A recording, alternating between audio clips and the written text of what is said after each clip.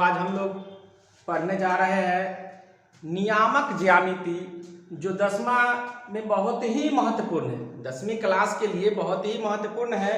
और यह वीडियो को अगर आप ध्यानपूर्वक देख ले तो इससे आपको लगभग 10 से 15 नंबर एग्जाम में आ जाएगा और एक ही वीडियो में आपका पूरा कॉन्सेप्ट दिया जाएगा।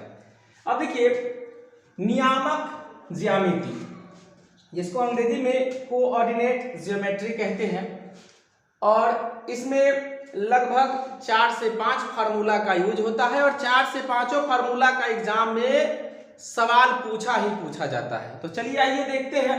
सबसे पहले इसको बनाने के लिए एक ग्राफ समझते हैं। तो चलिए आइए देखते हैं, जिसको कहते हैं चतुर्थांश। चतुर्थांश कहते हैं। चतुर्थांश में ये अक्ष 4 होता है। ध्यान से देख लीजिए, इधर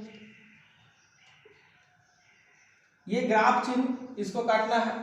और यहां जो ये होता है, ये केंद्र यहां 0 0 होता है। इसी को मूल बिंदु कहते हैं। मूल बिंदु, आपसे अगर पूछा जाए कि मूल बिंदु किसे कहते हैं, तो मूल बिंदु का निर्देशांक 0 0 होता है।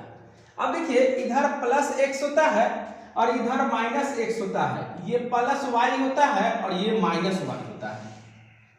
हमेशा ये नीचे जो रेखा है, इस रेखा का नाम है क्षैतिज अक्ष।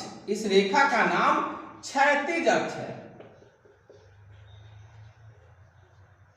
क्षैतिज अक्ष ये जो सोया हुआ है। और ऐसे जो लंबवत रेखा होता है ना, इस रेखा का नाम होता है ऊर्ध्वाधर।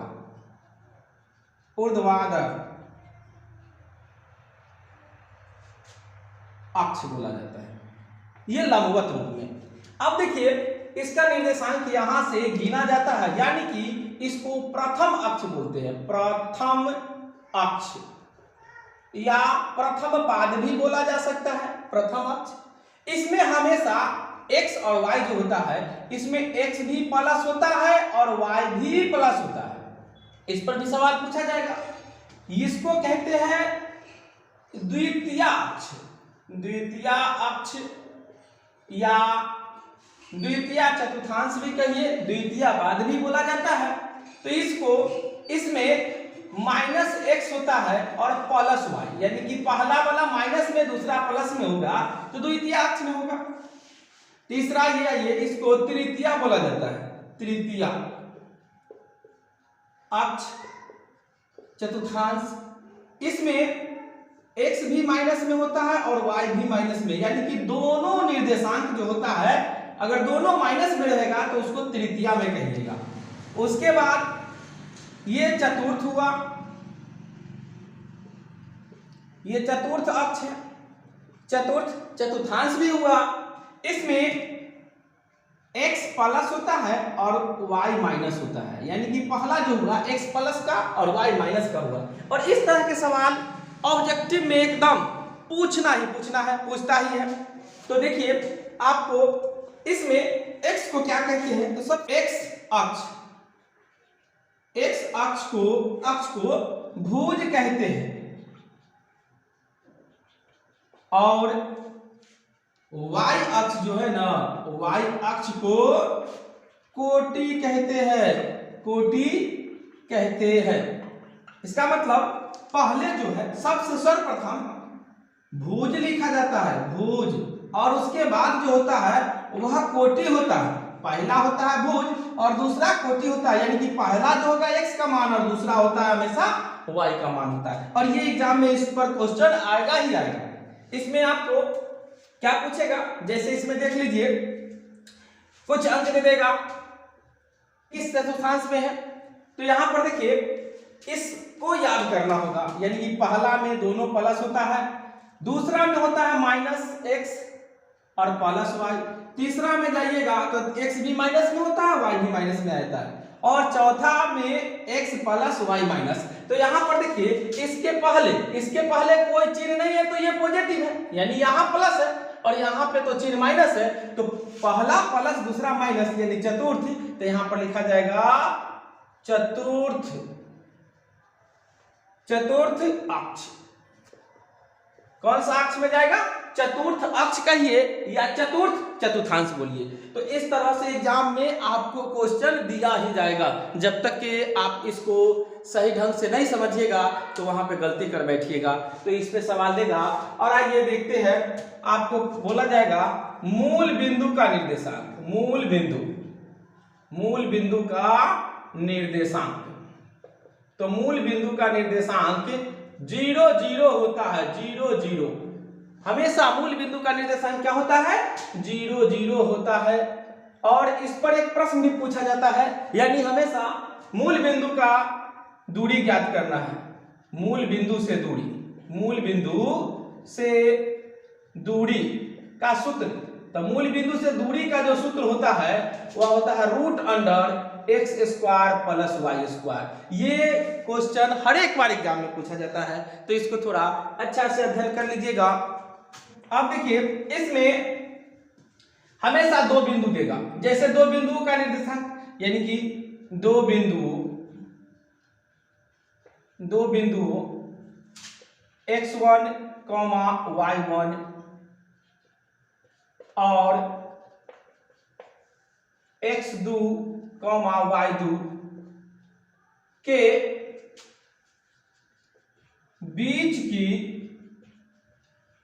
दूरी ज्ञात करें। आपको इस तरह के सवाल दे दिए जाए, यानी कि 2 बिंदुओं x1, y1 और x2, y2 के बीच की दूरी ज्ञात करना है। तो हमेशा एक, यानी कि करना है 2, चूंकि 2 बिंदुओं के बीच की दूरी, 2 बिंदुओं के बीच की दूरी। तो 2 बिंदुओं के बीच की दूरी जो होता है, फॉर्मूला होता है, यानी कि x वाला में से x वाला को ही घटाना है। यानी कि पहला x1, तो इसमें से x - x2 करेंगे, यानी कि x अक्ष में से x अक्ष को घटाना है, और प्लस y अक्ष में से y को ही घटाना है, तो y1 - y2 का होल स्क्वायर हो जाएगा। ये फार्मूला होता है। और इस पर सवाल, ये दोनों पे सवाल पूछेगा। आइए, सवाल दे सकता है, यानी कि 2 बिंदु हम यहां मान लिए x1, y1 तथा x2, y2 को मिलाने वाली रेखाखंड को C M तथा N के अनुपात में काटता है। यानी कि कोई रेखाखंड है, उसको M और N C अनुपात में काटेगा। एक फिगर बनाएंगे, एक को A मानेंगे, एक को B मानेंगे। अब देखिए, यहाँ का निर्देशांक दिया है x1, y1, यानी कि ये निर्देशांक लिख दिए पहला। फिर दूसरा यहाँ B को लिखेंगे x2, y2, और इस रेखा को कोई C जो है कहीं काट रहा है, तो C काट रहा है, तो किस अनुपात में? तो C से पहले ये हो गया M और इसके बाद हो गया N, इस अनुपात में काटता है। तो लिखिए, चूंकि AB में C का निर्देशांक, और इसको कहते हैं विभाजन सूत्र, या इसको अनुपातिक सूत्र भी बोला जाता है। अनुपातिकता सूत्र ये हुआ। तो इसको निकालेंगे तो क्या करेंगे, इसमें m के साथ m अगर लेंगे तो इसके साथ x2 गुना करेंगे, अब प्लस n लेंगे तो x1, अब बटे m + n से भाग देंगे। तो ये हुआ x अक्ष के लिए। और इसमें y अक्ष के लिए निकालेंगे तो लिखेंगे m, तो y2 प्लस n, तो y1 बटे m1 + n। इस तरह से इसको ज्ञात किया जाता है। तो इससे भुज हुआ, एक कोटि हुआ। अब इसमें अगला पॉइंट क्या बोलेगा? सूत्र है मध्य बिंदु का निर्देशांक। मध्य बिंदु का निर्देशांक ज्ञात करना। तो मध्य बिंदु होता क्या है? जैसे एक रेखा लेते हैं A B, और इसका मिडिल पॉइंट, बीच के भाग को कहते हैं मध्य बिंदु। जैसे इसको मान लिए O, अब इसका मान अगर x1, y1 हुआ और इसका मान x2, y2 हुआ, तो ये O का निर्देशांक। तो यहां लिखेंगे AB में मध्य बिंदु O का निर्देशांक। AB में मध्य बिंदु O का निर्देशांक। तो इसको करने के लिए क्या करेंगे, x में x को ही जोड़ेंगे, तो x1 + x2, इसको 2 से भाग देना है। फिर y में y को जोड़ना है, y1 प्लस y2 और इसको 2 से भाग देना है। तो ये आपका फॉर्मूला हुआ। इस तरह से त्रिभुज के केंद्र का निर्देशांक, त्रिभुज के केंद्र का निर्देशांक। तो देखिए त्रिभुज के केंद्र का बोले तो सबसे पहले डायग्राम से समझिए। यहां पे त्रिभुज बना लिए और ए बी सी, इसका निर्देशांक दे देगा x1, y1, इसका निर्देशांक दे देगा x2, y2 और इसका निर्देशांक दे दिया x3, y3। और इस त्रिभुज के केंद्र, यानी केंद्र कहने का मतलब हुआ यहां का निर्देशांक, तो इसको O मान लीजिएगा। तो अब लिखिएगा चूंकि त्रिभुज ABC में केंद्र O का निर्देशांक, तो कुछ नहीं करना है, x वाला को सबको जोड़ना है, x1, x2, x3, यानी x वाला को सब जोड़ दीजिए तो x1 plus x2 plus x3 बटे 3 गो x है इसलिए 3 से भाग देंगे। उसके बाद फिर y वाला को जोड़ना है तो y1 plus y2 plus y3 और इसमें भी 3 से भाग देना है। तो ये हो गया आपको त्रिभुज के केंद्र का निर्देशांक। और इस पे सवाल भी पूछा जाता है। तो चलिए आइए देखते हैं, सारा फार्मूला पे 1 से 2 सवाल करके देखते हैं। वीडियो तो थोड़ा लंबा होगा लेकिन एक ही वीडियो में आपको सारा का सारा प्रॉब्लम समाप्त कर दिया जाएगा। एक वर्ग लिखा देते हैं, वर्ग जैसे 1 का वर्ग, इसका मतलब हुआ 1 गुने 1 बराबर 1। 2 का वर्ग 2 गुने 2, 2 दूना 4। 3 का वर्ग 3 गुने 3, 9 हुआ। 4 का वर्ग 4 गुने 4, 16 हो जाएगा। 5 का वर्ग 5 गुने 5, 25 हो गया। 6 का वर्ग 6 गुने 6, 36 हो गया। 7 का वर्ग 7 गुने 7, 49 हो गया। 8 का वर्ग 8 गुने 8, 64 हो गया। 9 का वर्ग 9 गुने 9, 81 हो गया। 10 का वर्ग 10 गुने 10, 100 हो गया। 11 का वर्ग 11 गुने 11, 121 हो गया। 12 का वर्ग 12 गुने 12, 144। और 13 का वर्ग 13 गुने 13, 169 हो गया। 14 का वर्ग 14 गुने 14 यानी 196 हो गया। इसी तरह अगर 15 का वर्ग करते हैं तो 15 गुने 15, 225 हो गया। और 16 का वर्ग 16 गुने 16 बराबर 256 हो गया। और 17 का वर्ग 17 गुने 17, 289। और 18 का वर्ग 18 गुने 18, 324। 19 का वर्ग 19 गुने 19, 361।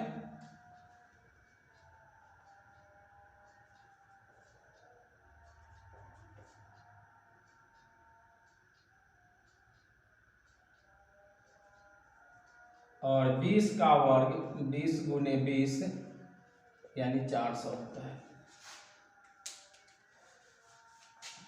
यहाँ कुछ वर्ग दे दिए हैं, क्योंकि ये नियामक ज्यामिति आप बनाइएगा तो इसको आपको जरूरी पड़ेगा।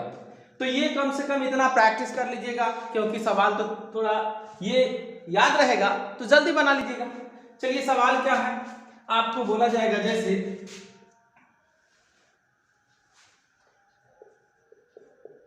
बिंदु 15, 8 की दूरी मूल बिंदु से ज्ञात करें। बिंदु से ज्ञात करें, ये मूल बिंदु से दूरी पूछेगा। तो इसको बनाने के लिए कुछ नहीं करना है, लिखेंगे चूंकि मूल बिंदु से दूरी, तो मूल बिंदु से फॉर्मूला होता है x plus x square plus y square, ये फॉर्मूला है। और अभी अभी समझाया है कि पहला x होता है दूसरा y होता है। तो इसको बनाने के लिए क्या करेंगे, यहाँ लिखेंगे रूट अंडर 15 है, पहला मान 15 x का मान, तो 15 के स्क्वायर प्लस दूसरा मान है 8 के, तो 8 के स्क्वायर। अब यहाँ पर देखिए 15 का स्क्वायर, तो 15 के स्क्वायर जानते हैं कि 2 से 25 होता है, और 8 के स्क्वायर जानते हैं कि 8 8 64 होता है। अब ये दोनों को जोड़ेंगे, दोनों को जोड़ेंगे तो 2 से 89 होगा। अब देखिए 2 से 89 है तो ये किसका वर्गमूल है, किसका है वर्ग, तो 17 का है, तो इसीलिए इसको लिख सकते हैं। अब इसके जगह पे इसको वर्गमूल कीजिएगा ना, वर्गमूल कीजिएगा तो यहाँ पे 17 लिखाएगा और ये वर्ग इसका 17 लिखाएगा और इसके लिखिएगा इकाइयां, क्योंकि दूरी इसमें सेंटीमीटर है नहीं, तो सबसे छोटा यूनिट होता है इकाइयां, तो हमेशा इसको इकाइयां में ही निकालना होगा। और ये नहीं लिखते हैं तो गलती है, तो इसको लिख दीजिए आंसर ये इस तरह से बना। तो मूल बिंदु पर कभी भी बोले तो दोनों को स्क्वायर कर दीजिएगा, उसके बाद निकाल लीजिएगा। फिर आइए अगला सब। अब देखिए दो बिंदुओं के बीच की दूरी कहेगा, तो दो बिंदुओं के बीच की दूरी, इस टाइप का भी सवाल एग्जाम में पूछा जाता है। तो इसको क्या करना है, लिखना है, चूंकि दो बिंदुओं के बीच की दूरी, तो फॉर्मूला अभी अभी देखे थे, यानी कि x में से x घटाएंगे, तो इसको ये पहला x है तो x1 हो गया, तो x1 माइनस x2 का whole square plus y1 minus y2 का होल स्क्वायर, यानी x में से x को घटा के स्क्वायर और y में से y को घटा के स्क्वायर, और दोनों को प्लस करना है क्योंकि प्लस शुरू से ही है, मूल बिंदु से ही देख रहे हैं प्लस, तो प्लस ही होगा। अब यहाँ देखिए x1, तो यानी कि पहला जो निर्देशांक है उसमें पहला मान x1, तो यहाँ माइनस में है तो लिखेंगे -1, और उसके बाद माइनस के चिन्ह देंगे, तो इसका पहला ले लिए। अब इसका पहला, तो यहाँ पे माइनस है तो माइनस माइनस प्लस हो जाएगा, इसका लिखेंगे होल स्क्वायर प्लस। अब दूसरा y1, तो ये पहला वाला में y हो जाएगा यहाँ, तो लिखेंगे 3 और माइनस के चिन्ह देंगे, और दूसरा का y ये 7 होगा, तो यहाँ लिखेंगे 7, अब इसका लिखेंगे होल स्क्वायर। अब देखिए 5 में से 1 घटेगा तो यहाँ हो जाएगा 4 का होल स्क्वायर, और फिर 7 में से 3 घटेगा तो -4 ही होगा, तो -4 का स्क्वायर, यानी कि 4 चौका 16 और 4 चौका 16, ये दोनों को जोड़ेंगे तो रूट अंडर 32 हो जाएगा। और 32 का वर्गमूल कीजिएगा तो 32 का वर्गमूल देखिए किस तरह से होगा, तो गुणनखंड कीजिएगा, जैसे यहाँ देख लीजिए 32 है, तब इसको कट करेंगे तो 4 से, तो 4 से काटेंगे तो 4 8 32, फिर 4 से काटेंगे तो 4 दूना 8। अब देखिए ये दो गो का जोड़ा मिल गया, ये दो गो जोड़ा हो गया, तो रूट से बाहर होगा तो दो गो का एक गो लिखा जाता है, तो यहाँ लिखेंगे 4, और रूट दो एक ही गो है, तो एक ही गो है तो इसीलिए ये रूट में ही रह जाएगा। अब यहाँ लिखाएगा इकाइयां, तो इसका आंसर हो गया 4√2 इकाइयां। फिर सवाल अगला देखते हैं, यहाँ लिखा हुआ है a और b के निर्देशांक 1 2 तथा 2 3 है, तो रेखाखंड AB पर R कोई बिंदु है। तो यहाँ देखिए किस तरह बनाएंगे, एक रेखा खींचेंगे, यहाँ लिखेंगे A और B, और ये दोनों पर कोई R बिंदु है, तो R बीच में कहीं ना कहीं अनुपातिक करेगा, तो यहाँ लिख देती है R। अब देखिए A और B का निर्देशांक, तो ये हो गया पहला 1 2, उसके बाद दूसरा हो गया 2 3। अब जबकि AR मतलब यहां से यहां तक की दूरी, यहां से यहां तक की दूरी दिया हुआ है 4, तो लिखेंगे m बराबर 4, और RB यानी कि यहां से यहां RB हो गया, यानी कि n बराबर 3, ये 4 3, क्योंकि रेशियो में कटा है अनुपात में, यानी कि इधर वाला 3 अनुपात इधर वाला 4 अनुपात। तो देखिए इसको बनाने के लिए क्या करेंगे, सबसे पहले लिखेंगे a बराबर x1, अब देखिए इसको बनाने के लिए क्या करेंगे, विभाजन सूत्र लागू करना होगा, तो लिखेंगे चूंकि AB में R का निर्देशांक, AB में R का निर्देशांक, अब फार्मूला होता है, यानी कि m के साथ x2, तो x2 और n के साथ x1 और m प्लस n से भाग देंगे, फिर दूसरा होता है, ये तो भुज का हो गया, और कोटि के लिए m के साथ y2 और n के साथ y1 बटे m प्लस n हो गया। अब यहां देखिए c का निर्देशांक, तो c के निर्देशांक तो है नहीं, यहाँ पे r का निर्देशांक r का तो है नहीं, तो लिखेंगे r के बराबर, यानी कि यहाँ बराबर लिखेंगे और लिखें m का मान, तो m का मान 4 लिख दिए 4, और ये दोनों के बीच गुना के संबंध है, तो गुना के चिन्ह दे दिए। x2 का मान, तो x2 ये होगा, इधर हुआ x1, y1 और ये हुआ x2, y2, यानी कि पहला वाला को x1, y1, दूसरा वाला को x2, y2 मानेंगे। तो x2 का मान हो गया 2, प्लस का चिन्ह है, फिर n का मान 3 हो गया, और गुना का चिन्ह x1, तो x1 का मान 1 हो गया, तो 1 लिखेंगे, और बटे में m और n से भाग देना है, तो m का मान है 4 और प्लस n का मान 3 हो गया, तो 3 से, उसके बाद कॉमा लिखेंगे, फिर m का मान, तो m का मान 4 दिया हुआ है, तो m का मान 4 गुणे y2 का मान हो गया 3 और प्लस n का मान 3 और y1 का मान हो गया 2, तो यहाँ लिखेंगे 2, फिर बटे में m और n, तो m का मान है 4 और y का मान हो गया 3। अब देखिए इसको क्या करेंगे, ये दोनों को गुना करेंगे तो 4 दूना 8 प्लस 3, एक को गुना करेंगे तो 3, अब बटे 4 और 3 7 हो गया। अब फिर देखिए ये दोनों को गुना करेंगे तो 4 तिया 12 हो गया, और ये दोनों को गुना करेंगे 3 दूना 6 और 4 और 3 7 हो गया, यानी कि इसका 8 और 3 11 बटे 7 और 12 6 18 बटे 7, तो यही आपका आंसर हुआ। और ये किसका निर्देशांक होगा, तो ये C जो अनुपात में करता है, तो यह C का निर्देशांक यही हो जाएगा। तो इस तरह से अब आइए एक सवाल और है, दो बिंदुओं x यहाँ a मानेंगे और इसका b, यानी 2 माइनस 2 को मिलाने वाले रेखाखंड का मध्य बिंदु, तो मध्य बिंदु यानी कि एक रेखा खींच के मान लीजिए, तो इसको मानेंगे a, इसको मान लिए b। अब इसका मध्य बिंदु यानी बीच का सेंटर, यानी वो मान लेते हैं इसको।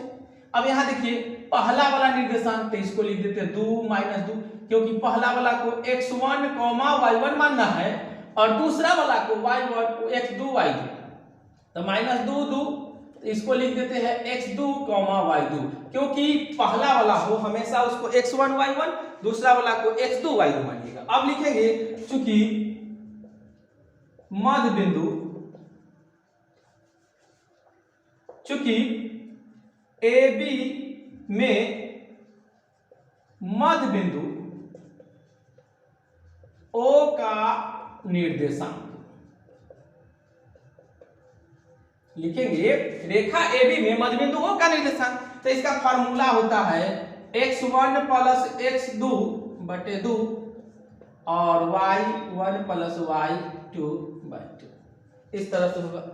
अब देखिए पहला x1 को x2 को जोड़ के 2 से भाग दिए, तो x1 का मान हो गया 2 और प्लस के चिन्ह, और x2 का मान है -2, तो माइनस में जब भी रहे ब्रैकेट में ही लिखिएगा, बटे 2 हो गया। फिर y1 का मान हो गया -2 और प्लस y1 का मान -2 और y2 का मान हो गया 2 बटे 2।